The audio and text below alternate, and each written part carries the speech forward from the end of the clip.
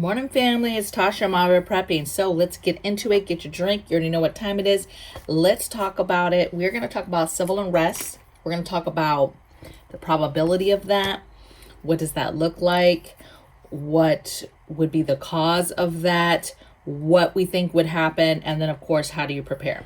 Now, when people talk about civil unrest, I think it's thrown loosely around, especially channels like this, preparedness channels, for years and years.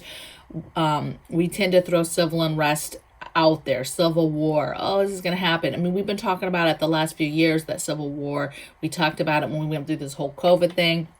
Anytime there's any kind of significant division, people throw that out there like, hey, this could happen, the stuff with brutality of cops killing, young kids, and just different things that have been happening around the country have sparked conversations of civil unrest. But there's a couple of things that I think are happening right now that are actually giving us the probability of civil unrest, true civil unrest, and what I call civil war, in the sense of true division of people, right, on very, very hot topics that people are super significant or super passionate about. Not that nobody cares when a black person is gunned down, right, in a city or killed or whatever. There's a lot of people, there's a lot of people that just simply do not care about that stuff. They don't care. They're not going to be bothered. Life went on like normal. And yeah, they saw what was going on around them, but they weren't paying attention. This has the potential to get everybody's attention. Rich, poor, all types of races, old, young. It's very emotionally driven, okay? And those two things are the Roe versus Wade thing, right? That's going to come down pretty much, they're talking about as early as this next Tuesday, a decision. I'm telling you right now, that is about to be implosion of this country, okay? And then defensive tool policies, right? The push on changing major laws that govern defensive tools. Now, I'm all for some change. We'll see where that goes, but that is a huge topic that affects a lot of people and will 100% cause division, okay? Both these topics are very, very dangerous topics, and violence is going to ensue if either of them go too far, or what's considered too far. But the problem is there's a definitive side for each of these. So no matter what the outcome is for either of them, there is a side that is definitively going to be upset and going to want to do something and say something and take action, okay? And that's where it gets dangerous, because regardless, it's about to go down, you guys. Now, playing into that, inflation, no food, shortages, panic buying, right? That could implode at any time, which could cause its own civil war when you have the have and the have-nots. And I'm not even talking about elites. I'm talking, imagine there's no food and you just have people who simply have it and people that don't. Okay. And it's not about, oh, I'm super rich, I have food. No, it's just about people that prepared and thought about and saw what was going on and did prepare a little bit. And that's a huge division when you have literally people that have food and you literally have people that are starving. Okay. So some big stuff moving that really could be the beginning point of when we talk about this stuff and us going off the side of the cliff. Okay. What we could see. What I think we're going to see. I think we're going to see mass protests. Okay, and one thing I want to mention is the name of this video, right, is really like civil unrest, this summer of violence, this type of thing. But this, I think, is not going to just be wrapped up this summer. I think it's going to begin now. I think it's going to go into summer, and then I think it's going to continue to go into winter. And that is primarily because of midterms, which is another Civil War button hot topic, and even more so now, I think, than ever. Okay, even more than this last election. I think these midterms are going to be bloody and off the chain. Okay, so what we could see: mass protests, actual protesters that are out there angry, want to have their voices heard. You're going to see actual protests. but you're also going to see mass rioting. You're going to see people doing the bad stuff, taking advantage of the groups of people out there, and the ability to blend in and destroy things and burn things. So you're going to have protesters and you're going to have actual rioting. And don't be listening to this language on the news where they're like, well, it's not rioting, it's protesting. If they're burning the city, that's not protesting, okay? If they are burning your city down, that is rioting. If they're burning cities and stealing sneakers and TVs, that's rioting. That has nothing to do, first of all, with the issues at hand, okay? That's just people taking advantage of a situation, okay? I think you're going to see states of emergency pop up. I think you're going to see National Guards employed. I don't think you'll see I'm at a loss for words when I'm trying. I'll come back to that. But I think you're going to see National Guard employment. I think you're going to see cities burning. Major cities, obviously, everybody's like, hey, major cities, major cities. Yes, I think that that's where stuff's going to happen. But don't sleep on that only stuff's going to happen in the cities, because these topics are they're so sensitive that they're going to touch everywhere, every community, every home, every conversation at work. It doesn't matter where you live. There's going to be hard conversations happening and violence may ensue. Okay. There's places that will be targeted, specific businesses, and those businesses are everywhere. Those businesses are not just in cities. They're in small towns. They're everywhere. Okay. So there's specific businesses that will be targeted that are everywhere. Okay. Social media explosion, right? Everybody and their mother is going to be talking about it. Not that that can hurt you, but I think that it's going to be so ingrained in social media. It's going to be ingrained in business. People are going to be taking sides. Businesses are going to have to be taking sides. Now you have employees within that business. You have employees that are like, okay, we believe in this one side. Then you have people that are leaving their companies or leaving their business or leaving their employment because of something that's done. You have people that won't mess with certain businesses and give their money to certain businesses because people are going to take sides. It's going to be very hard to finesse, right, on the business side, staying neutral. Okay.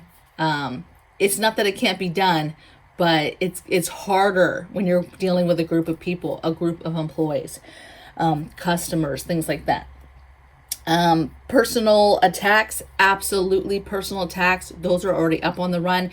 And these folks, that's without even a reason. Imagine now they're so upset with other stuff. Now they feel like they really have a reason to just beat somebody down for no reason, right? And then I think you're going to see a strain on the police. I think you're going to see police walking away and deciding this is too much. It's time to retire. I think you're going to see strain on police departments because they were already undermanned, understaffed, already saying, hey, we're not going to come to the aid of certain crimes, right? Rape crimes are not important. Burglary is not important. Different things are not important. The theft of food, there's things that just weren't important anymore because they're having to make priority because they don't have enough of them. Now imagine a city or an area is on fire. Imagine it's not even a city now. It's some other suburb town that doesn't have enough cops in general. And then now they can't handle this. Some group came through and is burning stuff down, right? So I think that you're going to see a strain on that. Conversation is going to come up about police and the strain of that and how there's not enough and how certain cities wanted to pull back on the cops because cops were killing people. So they were like, cops were leaving and or they were getting rid of the cops, saying, hey, we don't need the cops. So that topic I think is going to come up again, okay, in the midst of this happening. Okay, so let's get into what you can do. So these are my notes. I have finish up your summer preps. Basically anything that you have left to get ready, to get your family ready for this summer, right? We have several videos. We've talked about different things to get ready for violence in summer, to just get ready in general with the shortages coming, inflation, getting ahead of that, all of that stuff, right? Because we know that panic buying is going to start as soon as something pops off. And can you imagine if cities and everything's on fire and there's protests and the riot and people just want to stay home and they decide, you know what, we're going to panic buy because things are getting crazy, okay? Get ready for winter. This is going to roll into winter. This is not just, oh, summer starts next week. which is right around the time that this decision is supposed to come out for Roe versus Wade. Summer starts, summer of violence, and then it just shuts off, into August, it just shuts off. No, it's going to go into winter. It's going to go into winter because things don't just shut off. Those emotions are not going to just shut off. It's not just a summer thing. It's not like, oh, well, it's cold, everybody's going to go home. Yes, is there more of an uptick of violence in the summertime because it's warmer? Yes. But it's hot. It's too hot some places, right? So that might keep people, not out as much in certain parts of the country. I don't know, right? But what I do know is it's going to go into the winter time, and then perfect timing for midterms, which is just throw up, disgusting. Get ready to love your home, right? Get your home ready, okay? Because it's going to possibly be safer to be in your home, to just go to work, come home, and stay home and not be in public places, not be in downtown having dinner, right? Not be in places where things are happening, okay? Up your security and fortification in your home. Pay attention to your surroundings, your personal safety, your personal concerns, which we just discussed this the other day, safety and your own personal safety because of all this violence and personal attacks that are happening. So paying attention to your surroundings, pay attention to what's going on. You go to a place, pay attention to what's going on if you must go to a place.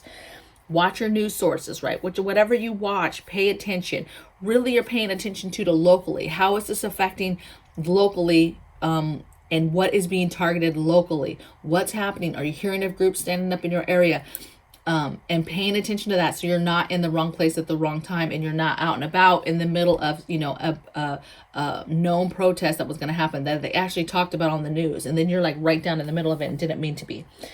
Supplies for riding it out, right? Staying home, not really going out. These inflation and shortages and panic buying that will ensue, getting ahead of that. That's the name of the game anyway. But continue to get your supplies so you don't have to be going to the grocery store, right? You don't want to have to be getting water and food and meds, right? So get your supplies so that you can hunker down and keep your family safe.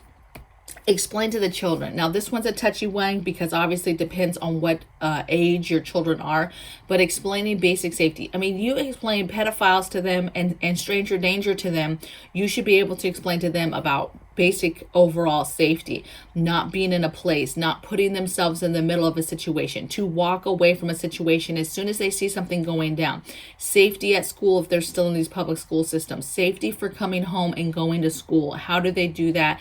Things that they should be paying attention to, their surroundings, just having those conversations with them again and again, okay? Safety protocols with your children and security for your home as well. How to prepare if you're actually in a city, right? Having your evacuation bag done, your car kits done, basically having the things ready that the city's burning, whatever, you're evacuated, you can just get in your car, go, you have a place you're going, and you have your supplies already. And so that you're not panicking about, I have to leave, and you don't have anywhere to go and you're not ready. And then prepare for fire, prepare for damage. Especially, I know a lot of you watching live in the city, live in condos, live in city landscapes, right? High rises, things like that. Pay attention. What are your surroundings? What business is around you? What has happened in summers before? What's the chance of your area catching on fire? What's your plan for evac? What's your plan for, helping however you can, I guess, for fighting fire, and getting out of your building and your place, right? Understanding that kids know how to get out, all that stuff. What's your plan, or what's your, your plan for your business? If you have a business down there or you live down there, for damage, for windows being broken out. What's the possibility of where you live for windows to be broken out? Do you have the wood already and ready and cut and ready to go to, patch up windows, patch up things? Get that stuff now, right? If you have a business, I would already have several sheets of wood there in the store ready to go so that you can put that up quickly to hopefully, save your store. Maybe not having as much inventory in the store if possible, having your inventory on an off-site area, checking your insurance, just different things that have to do with security, right? Paying attention to what's going on in your area and not waiting for you to be in the middle of it before you're headed home or before you're securing your business or your home, okay? just things to think about. You know, some people would watch this video and be like, this is ridiculous. Nothing is going to happen. Yes, there's going to be some protests. Yes, it's going to be on the news. It's not going to be anything different than, you know, stuff that's happened in previous summers. I live in the country, have nothing to worry about. Well, I would tell you that the stuff that's about to happen is very emotional. And we have not had anything this emotional. Now, don't get it twisted. Kids dying by the hand of guns, police, all this stuff, all these marches, protests, different things that have happened in summers before. Absolutely, the emotion is there, but I'm just keeping it real. There wasn't that big of a percentage that actually cares. And I'm a Black woman telling you that. There's a large part of this country that never cared about that stuff, was never going to care about it, could give two shits about that stuff, right? This other thing, people are invested. There is people that are so emotional about this. And although there's people that kind of see both sides and are kind of neutral, a lot of people are one or the other. And it's a very, very hot topic. I would venture when this goes down, if this goes down certain ways, you're going to have droves of people who are going to leave certain states, right? You're going to have a movement and migration of people that just cannot stand it and will not be able to handle emotionally that they live in a state that may you know, ban this if that's the way it goes, right? So I just think that this is much bigger than anything that we've seen in a long time.